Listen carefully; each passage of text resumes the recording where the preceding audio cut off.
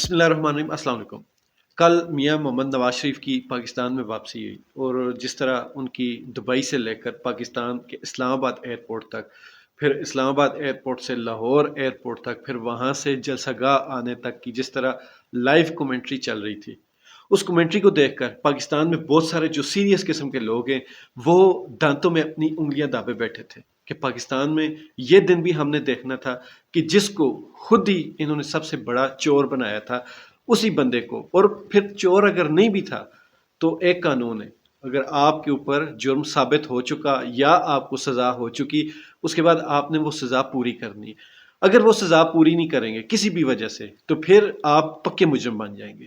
اور پھر آپ اگر ضمانت پر کہیں باہر نکلیں گے اور آپ اس ضمانت کی جو ٹرمز اینڈ کنڈیشنز ہوتی ہیں ان پر پورا عمل نہیں کریں گے، تب بھی آپ مجرم ثابت ہو جاتے ہیں۔ جس کیس میں نواز شریف اندر تھا وہ صحیح تھا یا غلط تھا، لیکن وہ ایک سائڈ پر رکھتے ہیں۔ نواز شریف جس طرح عدالتوں سے جھوٹ بول کر باہر گیا، پھر وہ 4.5 سال 4 سال باہر رہ کر آیا، اس حساب سے وہ مجرم بن چکا تھا۔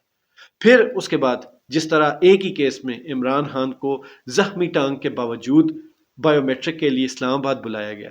اسی اسلام آباد کی جو عدالتوں کا سٹاف تھا، وہ تھا نادرا کا جو سٹاف تھا، ان سب نے ایئرپورٹ کے اوپر جا کر نواز شریف کی بائیو میٹرک کی۔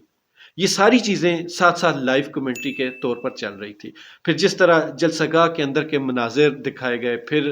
بہت سارے ڈرامے ہوئے۔ نواز شریف نے ایک پیپر بھی لہرایا کہ یہ نصر اللہ کا 2016 کا بل ہے، اس میں اس کو 1300 روپے بجلی کا بل آیا تھا، اب یہ 2022 اگست کا بل ہے، اس میں اس کو 15,000 بل آیا۔ ان کو کوئی بتائے 2022 اگست میں آپ کے بھائی کی حکومت تھی، آپ نے عوام کو بیوقوف بنایا ہوا ہے۔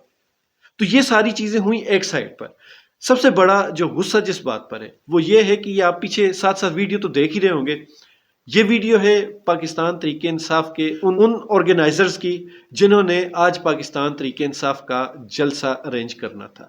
رات کو ان کے آفس میں جس طرح توڑ پھوڑ کی گئی، یہ ان کا پارٹ لا ایسوسی ایشن کے نام سے ایک آفس ہے، اور فیروز پور روڈ پر سینٹرل پارک کے بالکل سامنے ہے۔ اس میں انہوں نے توڑ پھوڑ کی اور ایک طرح سے جلسہ رکوانے کی کوشش کی گئی۔ ان کے خود کے یہی الفاظ تھے کہ پہلے مجھے دھمکیاں دی گئیں، اس کے بعد جب میں نے جلسہ کرنے سے یا آرگنائز کرنے سے انکار کر دیا کہ مطلب جلسہ ہوگا، تو اس کے بعد میرے دفتر کی یہ حالت کر دی۔ بلکہ یہ ان کے بھائی کا دفتر تھا، لیکن وہ ایز اے پارٹی دفتر یوز ہوتا رہا۔ تو ایک طرف نواز شریف کو جس طرح انہوں نے سہولتیں دی، اور دوسری طرف پی ٹی آئی کو اب بھی اسی فسطائیت کا شکار کیا جا رہا ہے، اسی ظلم و ستم کا شکار کیا جا رہا ہے، اسی بے انصافی کا شکار کیا جا رہا ہے۔ تو پھر